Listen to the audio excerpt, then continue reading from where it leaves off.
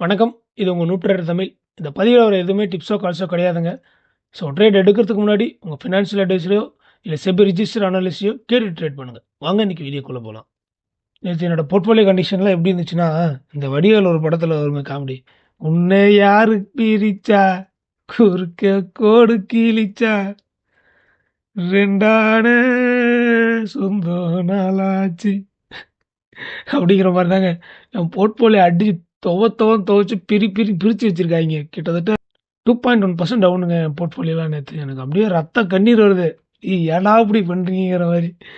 And இன்னைக்கு போய் இப்ப கரண்ட்டா பார்க்குறப்போ கிஃப்ட் நிஃப்டி வந்து பாசிட்டிவ்னு காட்டுறான். அப்படியே அம்பி மாரி ஆயிட்டான் நம்ம ஆளு. நேத்து அந்நியன் மாரி போட்டு பொலன்னு பொளந்துட்டு இன்னைக்கு அம்பி மாரி அப்படியே பம்புறான். 0.5 பாசிட்டிவ்னு காட்டுது. பட் அதெல்லாம் நம்புற மாரி இல்லைங்க. இங்க பார்த்தீங்கன்னா தெரியும். ஸோ வேர்ல்டு மார்க்கெட் எடுத்திருக்கேன். கிஃப்ட் நிஃப்டி பார்க்குறப்போ வேர்ல்டு மார்க்கெட் எப்படி முடிஞ்சிருக்குன்றத பார்ப்போம். நாஸ்டாக் கிட்டத்தட்ட நெகட்டிவ்ல தான் முடிஞ்சுது. டவ் ஜோன்ஸ் பார்த்தீங்கன்னா ஒரு 0.8 பாசிட்டிவ்ல முடிஞ்சுது. அண்ட் S&P 500 ஒரு 0.1ல பாசிட்டிவ்ல தான் முடிஞ்சிருக்கு. ஸோ ஏரியாஸ்ல என்ன காட்டுதுன்னா டாக்டர் ரெட்டி -0.3ல இருந்திருக்கு. அண்ட் HDFC பேங்க் பார்த்தோன்னா 1.7% மைனஸ்ல இருந்திருக்கு. அண்ட் ICICI பேங்க் பார்த்தீங்கன்னா 0.7 நெகட்டிவ்ல இருந்து. ஸோ எல்லாமே நெகட்டிவ்ல தான் நேற்று க்ளோஸ் ஆகிருக்கு. யாரும் பாசிட்டிவ்லாம் கிடையாது. ஸோ அந்த வகையில் பார்க்குறப்போ கிஃப்ட் நிஃப்டில நம்பலாமா அப்படின்னே தெரியல. ஏன்னா அது இப்போ ஷோ பண்ணுறது வந்து பார்த்தீங்கன்னா, இப்போ கரண்ட்டாக பார்த்தீங்கன்னா கிஃப்ட் நிஃப்டி 0.5 பாசிட்டிவ்னு காட்டுறான். அண்ட் நிக்கி ஓப்பன் ஆகிட்டான். நிக்கி ஓப்பன் ஆகி பார்த்தீங்கன்னா -0.7 காட்டுறான். நம்மளும் 0.5 காட்டுறான். நேற்று ஏஷியன் மார்க்கெலாம் அடி பிச்சு உதறி எடுத்துக்கிட்டு இருந்தாங்க. என்னை பொறுத்த வரைக்கும் மேபி ஒரு ரீட்ரேஸ் பண்ணிட்டு திருப்பி கீழே போகிறதுக்கான வாய்ப்புகள் தான் ரொம்ப அதிகமாக இருக்குன்னு யோசிக்கிறேன். ஸோ இங்கேருந்து பார்த்தீங்கன்னா கிஃப்ட் நிஃப்டி வந்து ஒரு 130 பாயிண்ட் பாசிட்டிவ்னு காட்டுறான். அப்படி பார்த்தா கிட்டத்தட்ட 23,200 வரும். இந்த இடத்துக்கு வருது. ஒரு 23,266 இந்த ரேஞ்ச் வரைக்கும் வந்துட்டு திருப்பி கீழே இறங்குறதுக்கான வாய்ப்புகள் ரொம்ப அதிகமாக இருக்குன்னு தான் யோசிக்கிறேன். மார்க்கெட் கண்டிஷன் படி பார்த்தீங்கன்னா யூஎஸ் மார்க்கெட்டால் டவ் ஜோன்ஸ் மட்டும் தான் பாசிட்டிவாக இருக்கான். நீங்கள் பார்த்தீங்கன்னா தெரியும். நாஸ்டாக்கும் பார்த்தீங்கன்னா நேற்று க்ளோஸ் ஆனது பார்த்தீங்கன்னா நெகட்டிவ் தான். பார்க்க தான் எல்லாரும் ஓப்பன் பண்ணி மேலே நல்லா போன மாதிரி தெரியும். வெறும் கேப் ஃபில் பண்ண போயிருக்கான் அவ்வளோதான். ஸோ டவ் ஜோன்ஸும் அப்படி தான் இருக்கான். நாஸ்டாக்கும் அப்படி தான் இருக்கான். ஸோ நேற்று பெரிய ஃபாலுங்கிறதுனால நம்மளும் இந்த மாதிரி பண்ணுறதுக்கான வாய்ப்புகள் அதிகமாக இருக்குன்னு யோசிக்கிறேங்க. நான் என்ன யோசிக்கிறேன்னா நம்மால் மேபி இங்கே ஓப்பன் ஆகலாம். ஓப்பன் ஆகிறது ஒரு 100 பாயிண்ட் எக்ஸ்ட்ரா ஓப்பன் ஆகலாம். பட் அங்கேருந்து ஒரு 23,260 ரேஞ்சில் போயிட்டு மறுபடியும் அங்கேருந்து அப்படியே ஸ்லோவாக கிராஜுவலாக இறங்கி கீழே ரீட்ரேஸ் பண்ணிவிட்டு இங்கே நல்ல ஒரு சப்போர்ட் இருக்குது. இங்கே தான் திருப்பி வருவான்னு எதிர்பார்க்குறேன். இறங்கி இங்கேருந்து நல்லா மேலே போகணும்னு எதிர்பார்க்குறேன். பெரிய லெவல் ஃபால் கொடுக்கல அப்படின்ற பட்சத்தில் இது நடக்கலாம். இல்லைன்னா எதுவும் சொல்கிறதுக்கு இல்லைங்க. புலி வாழை பிடிச்சாச்சு. உட்காந்து வேடிக்கை பார்த்து தான் ஆகணும். மாற்று கருத்தே இல்லை அதில். அண்ட் பேங்க் நிஃப்டி எப்படி ட்ரேட் ஆகுங்கிறத பார்ப்போம். ஸோ பேங்க் நிஃப்டி நான் என்ன எதிர்பார்க்குறேன்னா எல்லாமே both Nifty and bank Nifty 2 பேருமே RSI இண்டிகேட்டர் என்ன காட்டுதுன்னா இப்போ வந்து ஓவர் சோல்டு ரீஜன் போயிட்டாங்க. மேபி அதனால ஒரு சின்ன ஒரு பவுன்ஸ் பேக் கொடுக்கலாம். ஸோ இவனும் நான் எதிர்பார்க்குறது தான். புல்லிஷுங்கிறது இப்போதைக்கு வரதுக்கான வாய்ப்புகள் இல்லைங்க. எப்போ வந்து ஒரு வீக்லி கேண்டில் வந்து 48,650 தாண்டுதோ அன்னைக்கு வந்து இந்த ரேஞ்சு வீக்லி கேண்டில் என்னைக்கு தாண்டுதோ அன்னைக்கு நம்ம அதை பற்றி யோசிக்கலாம். அது வரைக்கும் என்னை பொறுத்த மட்டும் பேங்க் நிஃப்டியை பொறுத்தவரைக்கும் ஆல்ரெடி பேரிஷ் மார்க்கெட்டில் போயிடுச்சுங்க. பேரிஷ் ட்ரெண்டில் வந்துருச்சு. நிஃப்டி வேணால் கொஞ்சம் அப்படி இப்படின்னு ஆடிட்டு இருக்கு. ஆல்மோஸ்ட் நிஃப்டி வந்தாச்சு தான். ஸோ நான் என்ன எதிர்பார்க்குறேன்னா இன்றைக்கி மேபி ஓப்பன் ஆகி கொஞ்சம் பாசிட்டிவாக வந்துட்டு ஏன்னா RSI இண்டிகேட்டர் ஓவர் சோல்டு காட்டுது. ஸோ அதை பூர்த்தி பண்ணுறதுக்காக கொஞ்சம் மேலே போய்ட்டு திருப்பி இவ்வளோ தூரம் வரலான்னு தான் எதிர்பார்க்குறேன். இன்றைக்குள்ளார இது ஒரு நல்ல சப்போர்ட் ரேஞ்சாக இருக்கும். 47,360ங்கிறது ஒரு நல்ல சப்போர்ட் ரேஞ்சாக இருக்குன்னு எதிர்பார்க்குறேன்.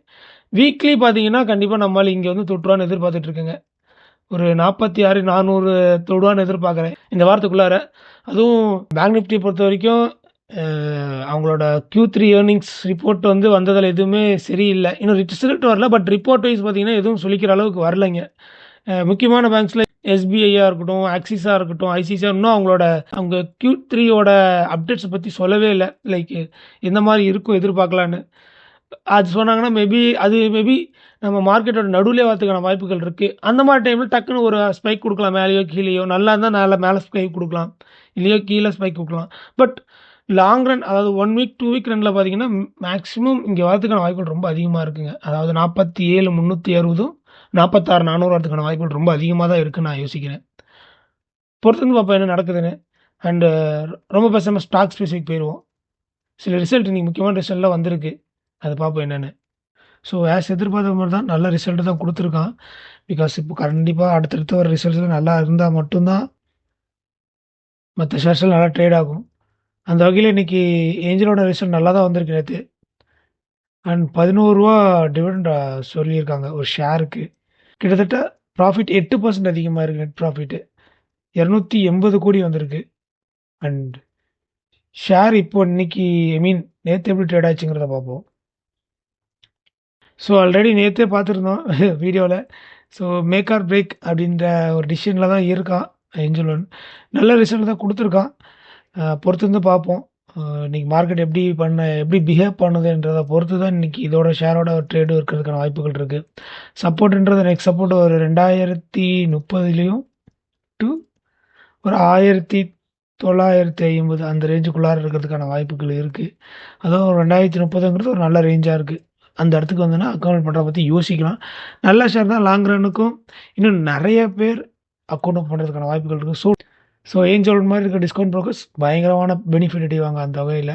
ஸோ வெறும் 5 கோடி போர்ட்ஃபோலியோ தாங்க இது வரைக்கும் இருக்குது. ஒரு சராசரி 100 கோடி நினச்சா கூட ஒரு 95 கோடி வெளியே இருக்குது. ஸோ எப்படி பார்த்தாலும் பயங்கரமான பெனிஃபிட் அடைவாங்க ஏஞ்சல் ஒன்ல, மாற்று கருத்தே இல்லை.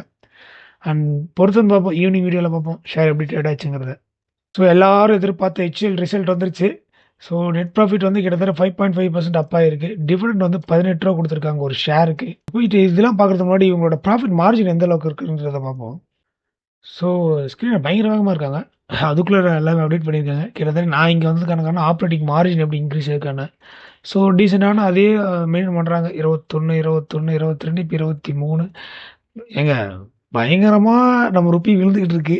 இந்த மார்க்கெட் விழுறதுக்கான முதல் காரணம் எனக்கு தெரிஞ்சு ருப்பி ட்ராப் ஆகிறது தான். இவங்களோட மார்ஜினல் நல்லா ஏறிக்குன்னு எதிர்பார்த்தா 23 தான் இருக்குது. பட் இது ஒரு நல்ல மார்ஜின், பட் எதிர்பார்த்த அளவுக்கு இல்லை. ஸோ ஒரு ஷேர் நல்லா ஏறி இருக்கு. நெட் ப்ராஃபிட் 4500 கோடி. லாஸ்ட் குவார்டர் பார்த்ததோட 300 கோடி எக்ஸ்ட்ராவே சம்பாரிச்சிருக்காங்க நம்ம HCLக்கு. ஸோ பொறுத்து வந்து பார்ப்போம். இன்னும் மார்க்கெட் ஓப்பன் ஆனால் எந்த லெவலுக்கு பர்ஃபார்ம் பண்ணுதுன்றதை நம்ம ஈவினிங் போஸ்ட் மார்க்கெட் ரிப்போர்ட்டில் பார்ப்போம். அண்ட் அடுத்த சில ஷேர்லாம் கீழே விழுந்திருக்கு. இந்த சந்தானம் சொல்கிற மாதிரி எனக்கு கீழே நிறைய மாத்திரை கிடச்சிருக்கு அப்படின்ற மாதிரி நிறைய நல்ல ஷேர் சூப்பரான ரேட்டில் கிடச்சிருக்கு. அதில் ஒரு 2-3 ஷேர் நம்ம பார்ப்போம். ஸோ நம்ம எதிர்பார்த்த மாதிரி அந்த ரேஞ்சுக்கு வந்துட்டான், சப்போர்ட் ரேஞ்சுக்கு வந்துட்டான். இன்னும் எவ்வளோ கீழே இறங்குவான் அப்படின்ற மாதிரி பார்த்தோன்னா மன்னர் கேண்டில் பார்ப்போம், சாரி வீக்லி கேண்டில் பார்ப்போம். ஷேர் பொறுத்து நல்ல ஒரு சப்போர்ட் ரேஞ்சில் தான் ட்ரேட் ஆகிட்டு இருக்கு PFC. அண்ட் நல்ல சப்போர்ட்டுன்னு பார்த்தீங்கன்னா நல்ல சப்போர்ட் தாங்க. ஆக்சுவலாக இப்போ இருக்கிறது PFC பொறுத்த வரைக்கும் சூப்பரான சப்போர்ட்டில் தான் இருக்காங்க. இன்னும் சொல்ல போனால் சப்போர்ட்டாக ட்ரேட் ஆகிறான். 370ங்கிறது ஒரு நல்ல சப்போர்ட்டாக இருக்கிறதான வாய்ப்புகள் இருக்குது. பொறுத்து வந்து பார்ப்போம். அங்கே வந்துட்டு மார்க்கெட் ரிட்டர்ன் ஆகுதா இல்லையான்னு. இல்லைன்னா ரொம்ப கஷ்டங்க. பெரிய டிராஸ்டிக்கில் விழுறதுக்கான வாய்ப்புகள் இருக்குன்னு தான் தோணுது. அதுவும் எங்கேயுமே இல்லை, பாயிண்ட் டு பாயிண்ட் அப்படின்ற மாதிரி. சப்போஸ் அதை உடைச்சானா தாராளமாக 130 நம்ம எதிர்பார்க்கலாம்.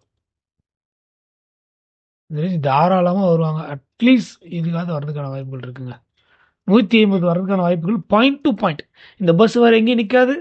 360 தாண்டிச்சுன்னா ஸ்ட்ரெயிட்டாக 180 தான். ஸோ பாயிண்ட் டு பாயிண்ட் வர்றதுக்கான வாய்ப்புகள் இருக்குது பவர் ஃபைனான்ஸ் கார்பரேஷன்.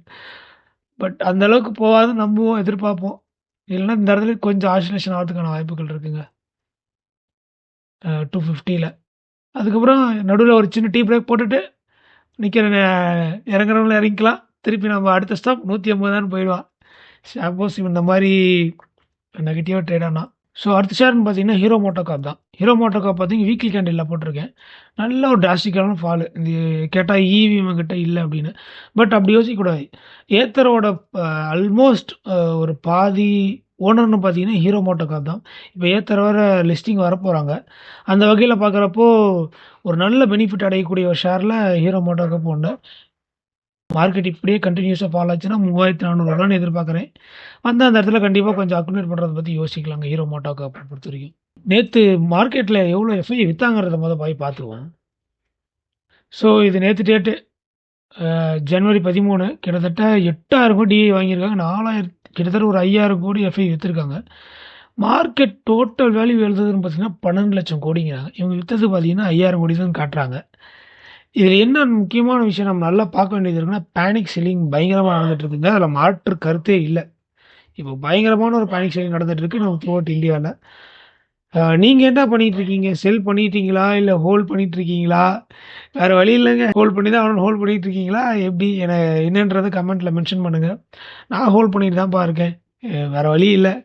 இது வித்து லாஸ்லாம் புக் பண்ணி அத நான் கொண்டு போய் டாக்ஸ் அலோவன்ஸ் பண்ற அளவுக்குலாம் திறமையான ஆள் இல்ல நானு. ஸோ உட்காந்து அழகா இந்த வடிவேலு இந்த விவேகானந்தா இது ரத்த கண்ணீர் வரும். அந்த மாரி ரத்த கண்ணீரோட டெய்லியும் ட்ரேடிங் வியூவ பார்த்துக்கிட்டு இருக்கேன். எப்போதான் அது முடியுமோ தெரியல. ஆனா எனக்கு தெரிஞ்சு எஃப்ஐஏவோட பெரிய கல்ப்ரிட் வந்து நம்ம பெரிய பெரிய இன்ஸ்டிடியூஷன் இன்வெஸ்டர்ஸ்லாம் இருப்பாங்கல்ல. இப்போ Vijay Kedia and much more people like that. அவங்கள மாரி நமக்கு தெரிஞ்சவங்க ஒரு 5, 10 பேர் இருக்கலாம். அத தாண்டி கண்டிப்பா நல்ல பெரிய ஆளா இருக்கிறதுக்கான வாய்ப்புகள் நெறைய பேர்ட்ட இருக்கு. ஸோ அவங்க மேபி வித்திருக்கலாம். மேபி மேபி எனக்கு என்னமோ இதனால காரணங்கிறதுல எனக்கு மாற்று கருத்தே இல்லைங்க. இதனால இருக்கிறதுக்கான வாய்ப்புகள்ன்னு தான் தோணுது. அண்டு இப்போதைக்கு பார்த்தீங்கன்னா, நம்மளோட ஐஎன்ஆர் வந்து கிட்டத்தட்ட அடிச்சுட்டான். 86.79 போயிடுச்சு ஃபியூச்சர்ஸ்ல. ஆக்சுவல்ல எவ்வளோ வருதுன்றத பார்ப்போம். ஸோ ஹோப் இந்த வீடியோ உங்களுக்கு பிடிச்சிருக்குன்னு நம்புறேன். பிடிச்சிருந்தா லைக் சப்ஸ்கிரைப் பண்ணுங்க. மீண்டும் இன்னொரு வீடியோல சந்திப்போம். நன்றி மக்களே. மறந்துடாதீங்க ஷேர் மார்க்கெட் மிகவும் ஆபத்தானது. நன்றி.